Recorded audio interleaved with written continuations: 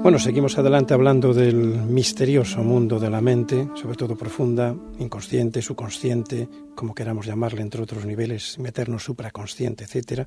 Y para seguir hablando del tema, tengo conmigo al psicólogo, psicoterapeuta y escritor Manuel J. Moreno, autor de diferentes libros, entre ellos el que le hemos entrevistado aún no hace mucho, Anima Mundi. Hola, buenas noches, Manuel. Buenas noches, Santiago. Gracias por atendernos de nuevo a estas horas de la noche. Un placer. Que en este caso te tocó el último. Pero ya sabes que los últimos serán los primeros. Exactamente. Mucho que hablar de todo este tema, que yo creo que sigue siendo un misterio todavía, nuestra propia mente. Como decía Sócrates, Platón y muchos grandes filósofos, yo lo apoyo. El mayor misterio del universo no es el propio universo, sino el propio ser humano. Y sobre todo nuestra alma y nuestro mundo desconocido que es la mente. Casi la primera pregunta, diferencia, si la hay en tu sentido, en tu punto de vista, en tu conocimiento, en tu experiencia, mente, porque es algo que me pregunta la audiencia, mente subconsciente, mente inconsciente, ¿lo mismo o diferencias? Bueno, mente inconsciente es, desde Freud para acá, el término correcto, porque la mente subconsciente implica también una valoración de este mundo que está por más allá del umbral de la consciencia, del que no nos damos cuenta, etcétera, como por debajo de, en el sentido de inferior a, ¿no? Por lo tanto, inconsciente es aquello que tiene que ver con nuestros procesos íntimos y con nuestra identidad y con todo aquello que ocurre en nosotros y también fuera de nosotros, evidentemente, que de lo cual no tenemos conciencia, por lo tanto, inconscientes, no conscientes. Uh-huh. Subconsciente, ya digo, implica un juicio de valor por debajo de, ¿no?, de la consciencia o como un subproducto, por así decir, ¿no?, como una especie de conciencia de menor categoría o algo así, ¿no? Uh-huh. ¿Y la relación de inconsciente y consciente? La relación de lo inconsciente y de lo consciente es una relación viva y dinámica. Lo inconsciente vamos a decir, podemos hablar de un continuo consciencia-inconsciente en el cual lo consciente puede ampliarse, puede, vamos a decir, iluminar, ¿no?, zonas que en principio y en otros momentos, en otros estados psicológicos, pues pueden no ser conscientes. Es decir, que lo inconsciente es relativamente inconsciente, vamos a decir así, ¿no? Puede ser consciente en un momento dado, aunque hay estructuras muy profundas, muy abisales, podríamos decir así, de lo psíquico, que son difícilmente objeto de conciencia, salvo en estados de iluminación, o en estados místicos, o en estados absolutamente extraordinarios. Uh-huh. Voy a hacerte preguntas, algunas frases que me han llamado la atención de tu libro, como por ejemplo, ¿qué entiendes por el concepto de la experiencia del ser? Casi nada. Bueno, la experiencia del ser precisamente está en relación con esta, vamos a decir, con este contacto con aquello que está más allá de lo que yo me doy cuenta ordinariamente. Por lo tanto, constituye una experiencia o una vivencia de mí mismo, más allá de estos parámetros ordinarios, ¿no?, de la mente consciente, de este sentimiento del yo quiero, yo deseo, yo pienso, yo razono, etcétera. Algo más profundo que motiva la experiencia, que nos hace pensar, que nos hace sentir, etcétera, etcétera, ¿no? Algo que está detrás de todo esto, ¿no? Y que, bueno, pues ahí puede ser objeto de experiencia espontánea, desde luego, y lo es en muchos casos, pero requiere un cierto silenciamiento o la experiencia parece que así lo apunta, requiere un cierto silenciamiento de el ruido cotidiano, de la movilidad cotidiana, de los afanes cotidianos, y bueno, pues en estados como de meditación o de contemplación, o quizás en momentos donde parece que todo se viene abajo, o en situaciones muy límite, en circunstancias difíciles, etcétera. Son momentos en que puede ocurrir este silenciamiento del ruido cotidiano y emerger esta realidad de trasfondo, o esta realidad que nos constituye y que, bueno, llamamos el ser, ¿no? O lo que somos, ¿no? Esa totalidad, ese sí mismo. Yo decía hace poquito en una clase de yoga a unos alumnos, fuera de clase, que me preguntaban, parecido a lo que yo te estoy preguntando a ti, como que el ser estuviera en el fondo de un lago, que el lago está en calma, nos permite ver el fondo, nos permite ver el ser. Si ese lago se mueve por pertuberancias de lo que sea, el viento, una piedra que tiras, equivale un poco a los problemas, preocupaciones, ruidos, miedos que tenemos en nuestra mente, en nuestra alma, impiden esa conexión con el ser. Vamos un poco por ahí, supongo, por lo tanto... Sí. Por lo También, sí, también dime, si me permite, Santiago, sí, también, de alguna manera, el propio ser, es decir, lo que somos, toma conciencia de sí mismo. Es decir, en cierto modo, no hay una división o no hay una separación entre el ser que está en el fondo del lago y yo que lo veo, ¿no? Sino que es el propio ser el que se ve a sí mismo en su propia profundidad. Yo lo que quería es, bueno, te agradezco la explicación porque es lo correcto y como yo la veo también. Era en el sentido de decirte que, por lo tanto, para esa conexión con el ser, que siempre está rodeado de ruidos, problemas, preocupaciones, fobias, miedos, etcétera, es trascender la mente, lo que podíamos decir, lo que nos va a permitir ir más directamente hacia el ser. Pero la pregunta era, ¿el ser es en realidad nuestra verdadera, valga la redundancia, nuestra verdadera realidad existencial, mientras que la mente no lo es? Son dos cosas distintas. Exactamente. El ser es todo, ¿no? Podríamos decir que apelando a una frase, ¿no?, de San Pablo en la Biblia, ¿no?, cuando dicen Dios vivimos, nos movemos y tenemos nuestro ser, ¿no?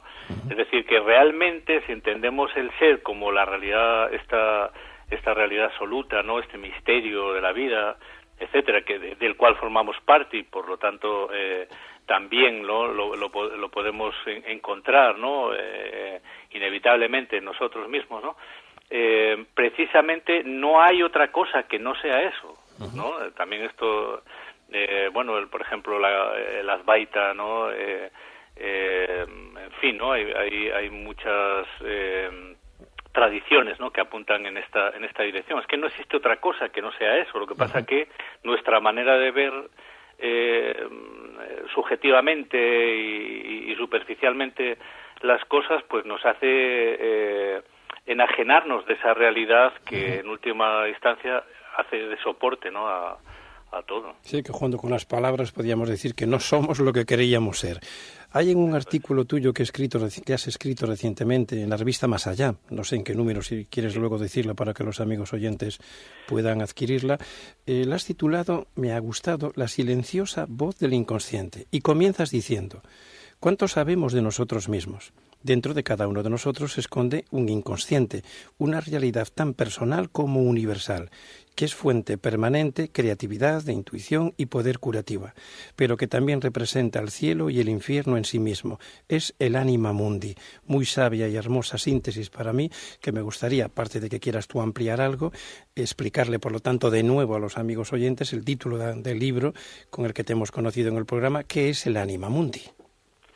Bueno, el anima mundi es una expresión tradicional para aludir justamente a lo inconsciente profundo, a lo que Jung llamaba o denominaba lo inconsciente colectivo, ¿no?, lo inconsciente impersonal, el mundo de los arquetipos, es decir, aquellas tendencias y aquellas estructuras que en el mundo clásico pues se conocieron como dioses o como semidioses, héroes, etcétera, etcétera, y que de alguna manera son los que orientan la experiencia humana, ¿no?, los que nos permiten en cada existencia que nace, en cada vida que comienza, vamos a decir, representar una y otra vez lo que es el Olimpo de la existencia humana, ¿no? Entonces, ese Anima Mundi es lo inconsciente en un sentido muy profundo, más allá de lo individual, más allá de la experiencia personal. De hecho, mira, quiero preguntarte algo que a mí me fascina, todo lo que tenga que ver con Carl Jung, incluso más que con Freud. Soy más de lo que decía este buen profesional y esta buena persona dentro del mundo de la mística, lo trascendente, incluso más allá de la psicología habitual. Y por lo tanto, mira, voy a poner un cortito, es muy corto, Manuel, algo relacionado con él, y luego te hago una serie de preguntas. Así que dame solamente unos segundos. Puso hace 100 años las bases para el estudio de la descodificación de los sentimientos. Expulsado de su país por los nazis, completó su obra en 1939 en esta casa de Londres. Se trataba del psicoanálisis, una terapia basada en la atención y en la comprensión. Freud se adentraba en los abismos del espíritu de sus pacientes para sacar a la superficie actos olvidados en el tiempo, así como represiones y desplazamientos, explicando procesos psíquicos a los que no tenemos acceso consciente mediante la teoría del inconsciente. El conocido médico de almas trató en su famoso diván complejos, depresiones, neurosis de ansiedad y neurosis obsesivas. Nadie como él para introducir el concepto de psique en nuestra vida cotidiana. Bueno, me equivoqué yo de traer el de Jung, que salió el de Freud, pero es lo mismo, nos vale igual. Me gusta la palabra médico del alma. Yo creo, Manuel, que muchísima gente, incluso sin saberlo, son más enfermos del alma, al menos yo lo veo en la consulta, no sé tú en tu caso, en el concepto que te quiero yo comentar, más que físico, lo que llamamos los trastornos psicosomáticos, que tienen mucho que ver con el alma, con las emociones. En realidad no debería de haber más psicoterapeutas, pero tal como el concepto lo dice, que tú lo eres, terapeutas del alma, médicos del alma, sin ir tanto al efecto, ir más a la causa, que sabes que Carl Jung dijo algo así como que no llegó a conseguir que la gente creyera en el alma como a él le hubiera gustado, y que lo que hay que cambiar no es al hombre, sino al alma del hombre. Sí, realmente Jung se sintió fracasado, ¿no?, en su intento de demostrar que teníamos un alma, ¿no?, de que había un alma que tenía una vida autónoma, ¿no?, en la psique, y que era muy importante poder establecer una relación estrecha y creativa con ella, porque justamente en el alma es donde está, por así decir, el mapa que nos va a permitir volver a casa, ¿no? Volver a, sí, vamos a decir, volver a conectar, ¿no?, con el ser, ¿no?, del que hablábamos antes, ¿no?, con el sentido, en definitiva, ¿no?, de la vida, ¿no? Y sí, estoy totalmente de acuerdo contigo en que, bueno, vivimos en un mundo en el que existe y siempre ha existido, ¿no?, mucho sufrimiento. Y este sufrimiento en gran medida procede de esta enajenación o de esta desconexión, ¿no?, con la belleza y con la trascendencia de la realidad, ¿no?, en la que vivimos, ¿no?, mucho más allá de las apariencias, ¿no? Y de alguna forma yo, por ejemplo, en mi consulta, bueno, estos días he visto varias personas en una valoración, ¿no?, para una mutua, etcétera. He visto varias personas precisamente aquejadas de mobbing, ¿no?, de acoso laboral en sus puestos de trabajo, y realmente uno se da cuenta de la tremenda crueldad, ¿no?, que con la que se manejan, la falta de empatía, ¿no?, y la falta de afabilidad, de amor, ¿no?, que en definitiva que en la que vivimos, ¿no? Y todo esto tiene de alguna manera que ver con yo me pregunto muchas veces realmente en qué consiste el mal, ¿no? Es decir, de dónde procede la perversión humana. Te iba a hacer yo después esa pregunta, sí. Entonces, justamente en última instancia, aunque habría muchas cosas que decir por el camino, pero en última instancia yo entiendo que digamos la posición, la actitud destructiva de alguna manera tiene que ver con una inmadurez espiritual de fondo, ¿no? Entonces, mientras uno está enajenado de su núcleo íntimo, de su ser o del ser, realmente puede encallar, ¿no?, en muchos lugares o en muchas actitudes, como pueden ser, por ejemplo, esto, ¿no?, la envidia, la ambición, el odio, incluso el cierto disfrute, ¿no?, con ver sufrir al otro, ¿no?, a veces proyectando los propios problemas de uno, ¿no? A veces uno mata o hiere al otro porque en realidad tiene un conflicto consigo mismo, ¿no?, y lo exterioriza, lo escenifica afuera, lo proyecta en el otro, ¿no? Y entonces hace falta realmente médicos del alma, efectivamente terapeutas del alma en el sentido clásico, que permitan a la persona tomar conciencia de cuál es el drama que tiene o que está viviendo en sí mismo con respecto a su propia existencia, a su propia vida, y cómo poder reconducir la actitud para encontrarse consigo mismo y poder trascender ese mundo de conflicto, al menos en esos términos, ¿no?, en los que estamos hablando, ¿no? Entonces es muy importante y muy necesario, y son muy pocas las personas que realmente son capaces de mostrarte la necesidad de reconducir tu vida en términos esenciales, con esta profundidad, ¿no? Yo, de hecho, quiero hacer un programa que hace tiempo que no vuelvo a tocar el tema, que es la raíz del mal. Hace poquito, dándole vueltas en reflexiones a cómo pueden existir personas que de pequeños maltratan de formas tan inhumanas a sus propios hijos, bandas que prostituyen a niños pequeños, que les drogan, torturas inhumanas, pero lo vamos a dejar ahí para otro programa. Pero es un tema que me gustaría profundizar y que me encantaría que en el momento que lo hagas seas también uno de los invitados de la tertulia, aunque no estés aquí en Vigo, pero lo tenemos hecho también telefónicamente.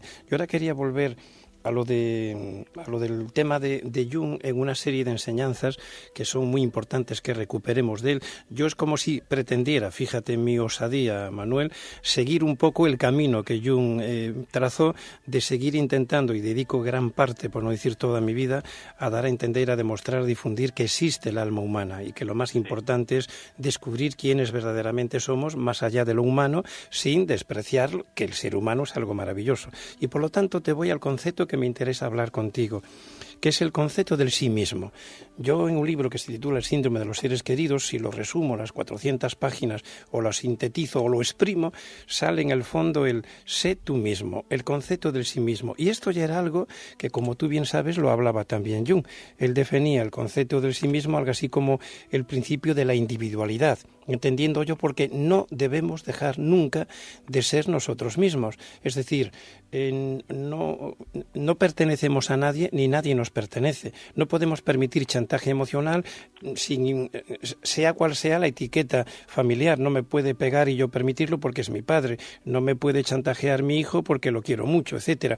¿Cuál es tu concepto, más ampliado, por supuesto, de lo que yo acabo de decir, del sí mismo, que para mí es muy importante que el oyente lo entienda, Manuel? Sí.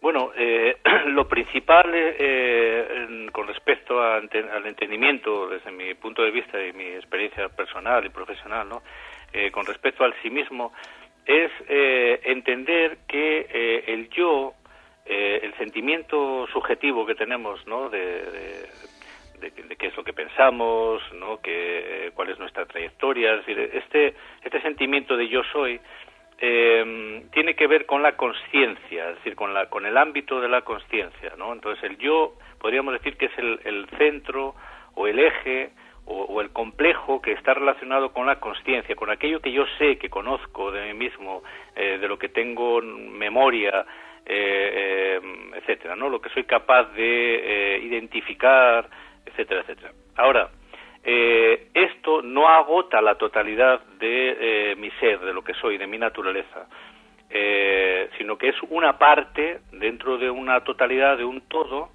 cuyo centro, cuyo eje es precisamente esto que Jung denomina el sí mismo.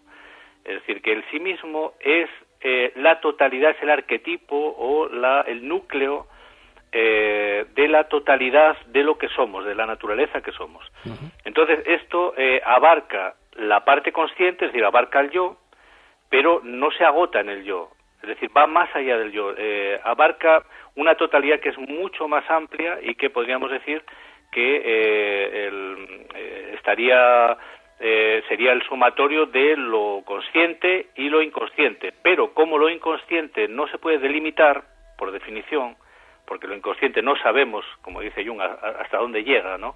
Que es inabarcable, es indefinible, es indelimitable, etcétera. Entonces, el sí mismo, de alguna manera, no sabemos cuál es el alcance último que tiene, ¿no?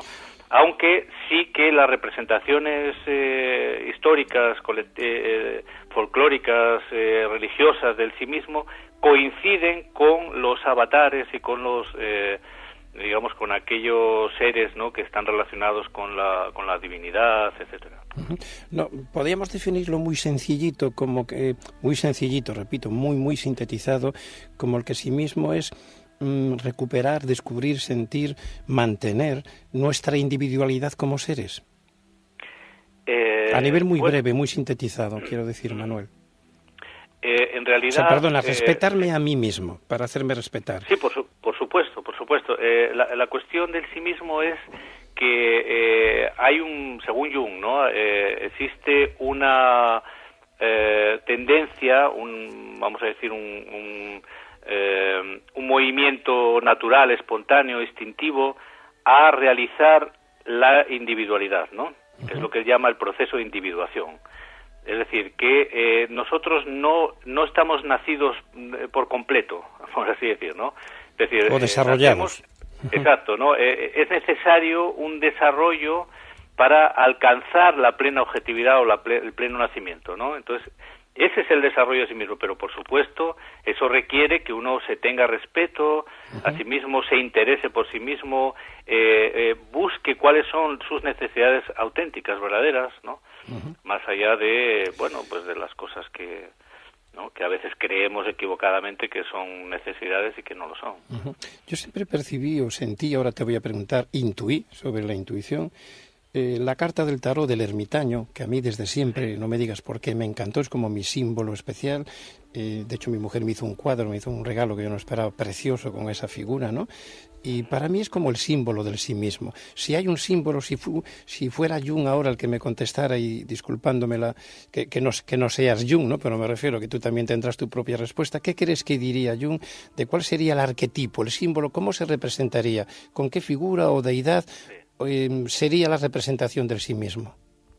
Bueno, si es que en realidad la representación del sí mismo en el tarot son todos los arcanos, porque el sí mismo es el arquetipo de la totalidad, ¿no? Entonces, el arquetipo podría representarse en el arcano 1, que es el mago, ¿no? Podría representarse en el arcano 5, que es el pontífice. Podría representarse efectivamente en el arcano 9, que es el ermitaño, ¿no? Que es Saturno también, es Diógenes, ¿no? Es decir, que está con la lámpara, es decir, se busca a sí mismo. Es decir, que en realidad son todas estas figuras representan distintas momentos o etapas o aspectos del sí mismo, ¿no? O sea, son como 22 manifestaciones, Manuel, del sí mismo. Son arcanos, efectivamente, son 22 representaciones, son arcanos, misterios, que tienen que ver con el viaje arquetípico a la búsqueda del sí mismo, ¿no? Y el sí mismo, ¿qué es al final? El sí mismo es Dios, ¿no? Es decir, es lo absoluto, ¿no? Tú y yo somos uno, que dicen los orientales, ¿no? Eso es. Brevemente... El Brahman, ¿no? El espíritu universal, ¿no? O el yoga que hablamos, Hatman, unificándose a Brahman, etcétera, pero sin complicarle la vida a estas horas a los amigos oyentes. De forma muy breve, la importancia vital y cómo podemos percibirla o diferenciarla de los intereses humanos, la intuición en nuestra vida. La voz silenciosa de la intuición. La intuición es justamente la voz de la consciencia del sí mismo, de la consciencia profunda, ¿no? O sea, es un tipo de procesamiento de la información, un tipo de pensamiento o un tipo de apercepción o de aptitud cognitiva que es inconsciente, es decir, lo inconsciente está continuamente percibiendo, procesando, tomando en cuenta percepciones que normalmente uno no maneja conscientemente, uno no se da cuenta, ¿no?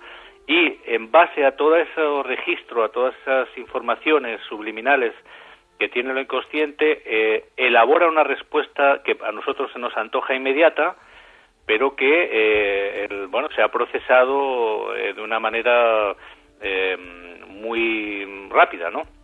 Por lo tanto, la intuición sería la respuesta que ofrece la totalidad, es decir, el sí mismo, a una situación sin necesidad de razonar, ¿no? De pensar secuencialmente, ¿no? Ahora esto otro, entonces si hago esto, viene aquello y pasa aquello otro. No. Es un procesamiento de la información en paralelo, ¿no? De manera distribuida, al modo de las redes conexionistas, por ejemplo, ¿no? O de las redes neuronales, ¿no? Que hacen un procesamiento increíblemente veloz, increíblemente rápido, a partir de datos de la experiencia que hemos tenido a lo largo de la vida, pero también de una especie de saber absoluto que existe en lo inconsciente y que tiene que ver con la reminiscencia de las experiencias que ha tenido la psique humana en un sentido colectivo a lo largo de millones de años, ¿no? O sea, la psique, nosotros no tenemos, somos seres muy antiguos, ¿no? Por resumirlo de forma muy sencillita, tal vez para la audiencia, sería como la voz del ser manifestada conscientemente y diciendo algo muy práctico ya psicológicamente. Si escucháramos a la voz de la conciencia, cuando es la verdadera voz de la conciencia, jamás nos equivocaríamos en las decisiones a tomar. Es la última pregunta que me da tiempo a hacerte, Manuel. Sí, exactamente. Es decir, cuando habla esa voz, ¿no? Del sí mismo, evidentemente es la máxima autoridad, ¿no? Que de lo psíquico, ¿no? Que uno podría concebir, ¿no?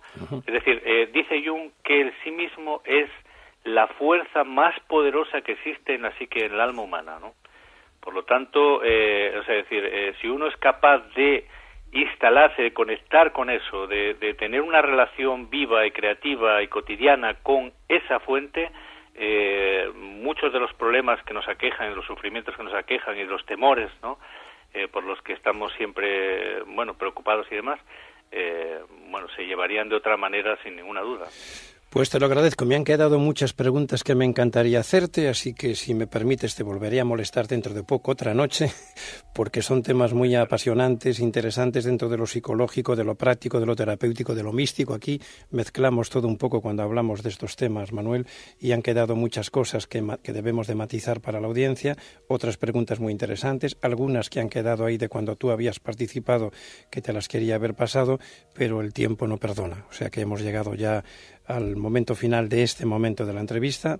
Te agradezco un montón que hayas estado con nosotros y lo único, si quieres que se pongan en contacto contigo algún amigo oyente, no sé si un correo electrónico, una web o un teléfono, lo que tú consideres. Bueno, mi correo electrónico es M de Manuel, J de José, Moreno, o sea, mjmoreno, @ COP, o sea, que es Colegio Oficial de Psicólogos, COP.es. Perfecto. Y luego en el Facebook, si me permites, sí, por favor. Pues mi página principal es www.facebook.com/Merlino, o sea, en italiano Merlino H. Merlino H. Perfecto, y si no, se ponen en contacto en encuentrosenlamedianoche@gmail.com y se lo repetimos. Muchas gracias. Bueno. Un abrazo jungniano. Un abrazo. Un abrazo.